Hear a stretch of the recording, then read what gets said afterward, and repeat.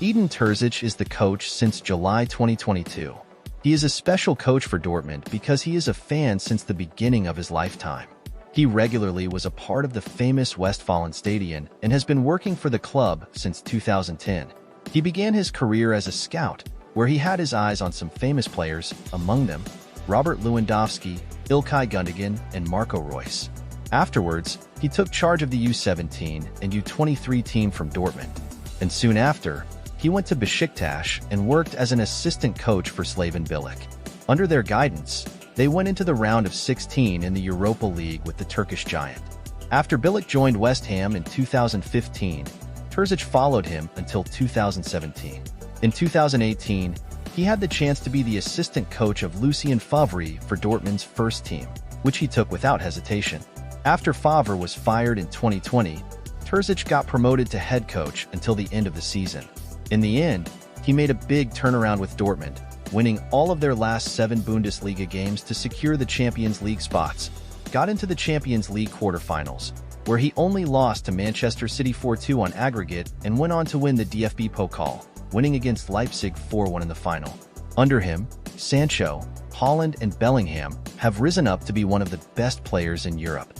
In early 2021, in the middle of Terzic's turnaround, Dortmund went on to sign Marco Reus from Gladbach.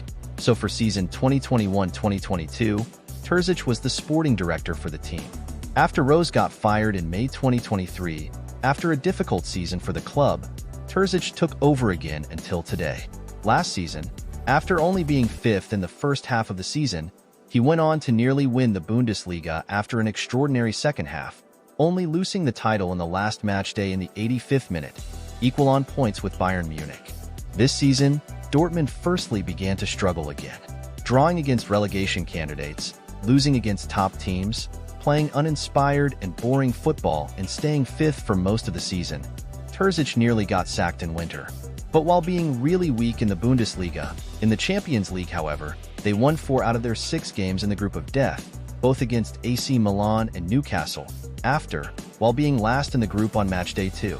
Everyone said they would finish beaten last against the 3 giants, but here they are, qualifying for the round of 16, where they faced PSV Eindhoven, who were unbeaten in the Eredivisie.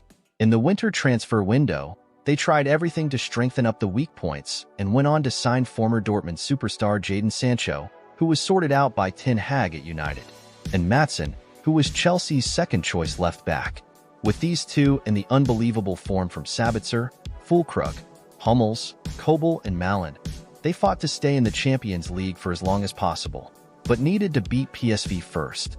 After a lucky 1-1 draw in Eindhoven, with a goal from their former player, Daniel Milan, they went on to win the home game 2-0, with goals from both Sancho and Reus. A win, which not everyone thought would be possible, but it would get more and more difficult with the quarter-final opponent being Atletico Madrid. After losing 2-1 in the Wanda Metropolitano, they had a lot of work to do in the second leg. In the game at home, they played their best game this season, fighting for every millimeter and winning deserved with 4-2 in the end, after fumbling a 2-0 lead. Dortmund is now under the top 4 teams in Europe, but they will face their strongest opponent to date, Paris Saint-Germain.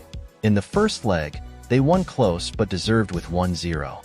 If Dortmund draws or wins the game away in Paris, then it would be their first Champions League final since 2013.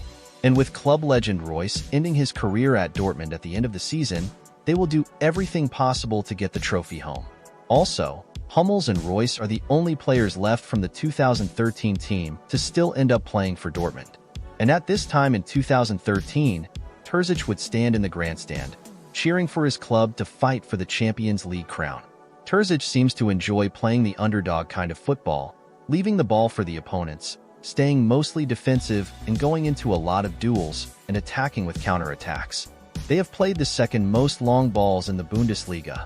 This is the reason Dortmund performs so well against stronger opponents in the Champions League and not so well against weaker opponents in the Bundesliga. If you would like to see a tactical deep dive into Eden Terzic's tactics, please let me know down in the comments below.